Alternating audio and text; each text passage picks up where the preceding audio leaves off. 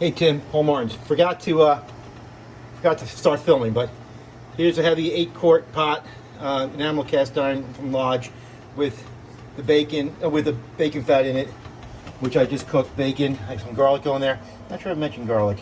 And then this is the 1.5 onion and the celery's underneath it. Over here, I didn't show you this either, but so I put about a 1/2 inch of water in the bottom of that.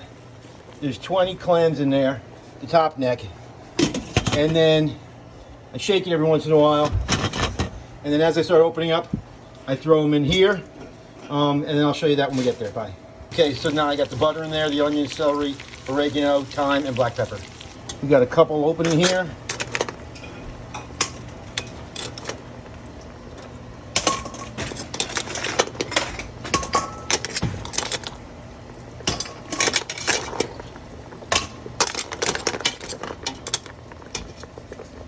So, clam shells, to remove from the shells.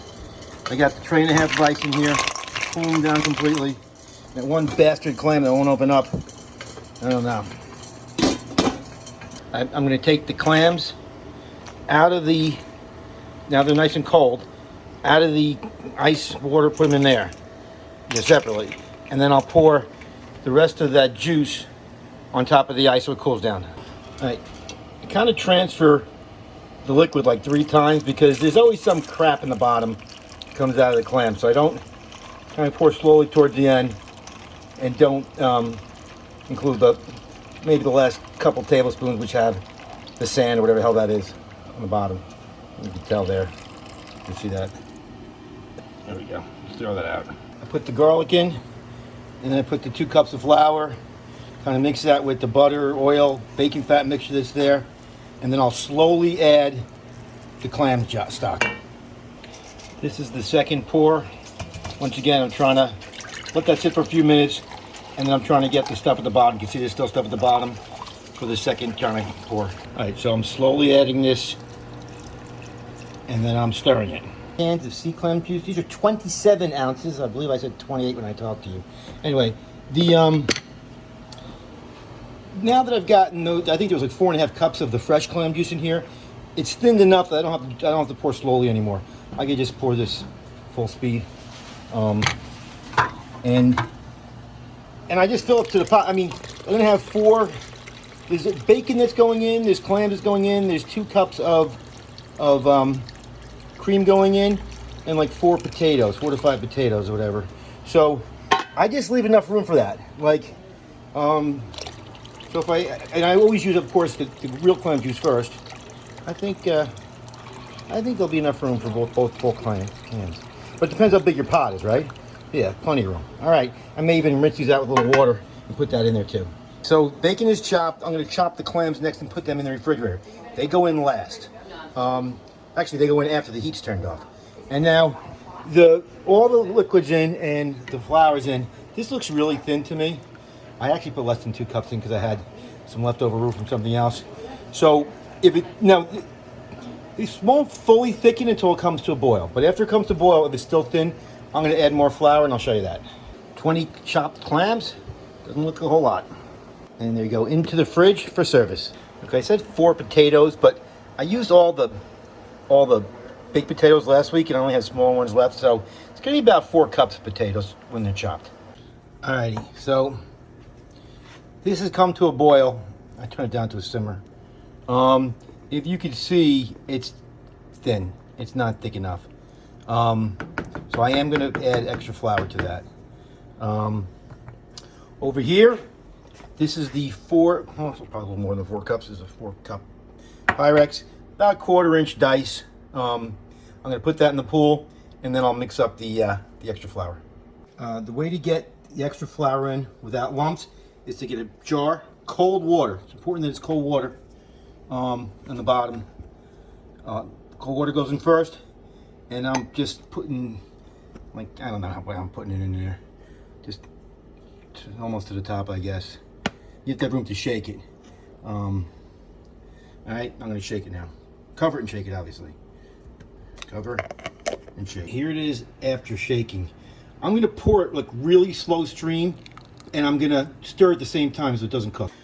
Okay, I've just brought back to a boil, so it means that the flour should be fully thickened. Pretty happy with the consistency. You know, it's not too thick, not too thin. These are golden potatoes, so there's not a lot of starch in there. If you're using a russet or something starchy, that may make it a little thicker.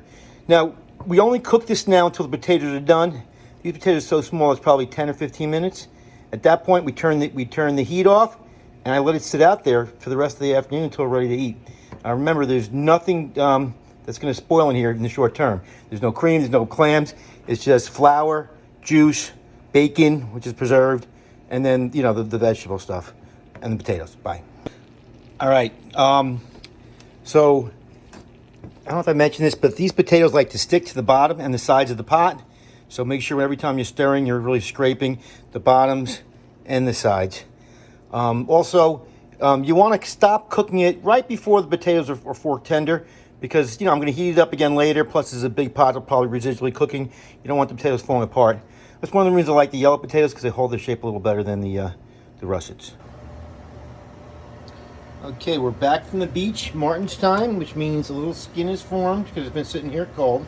So I'm just going to push that in, scrape the bottom. We're going to get this up to a simmer, and then we're going to add our cream, bring it to a boil, add the clams, turn it off. All right, time to add the heavy cream. Like I said, there's been no cream added to this at this point. It looks like it's creamy, but that's really just the potatoes and flour, right? So this is about 2 gallons. I'm not sure if it's 7 cups or 8 cups, 7 quarts or 8 quarts, but so there's about a cup here, right? And then I eyeball it. I don't really measure. Kind of look in there. I add a little more here. Gonna look in here, see where it is. All right, so I added what I think is 2 cups. You can see the difference between the cream and the non-cream. And then I'm gonna stir, make it homogeneous. Now, obviously this cream is cold because it's coming from the refrigerator. By the way, one was light cream, one was heavy cream. There's not really a, I don't know, not a method to my madness.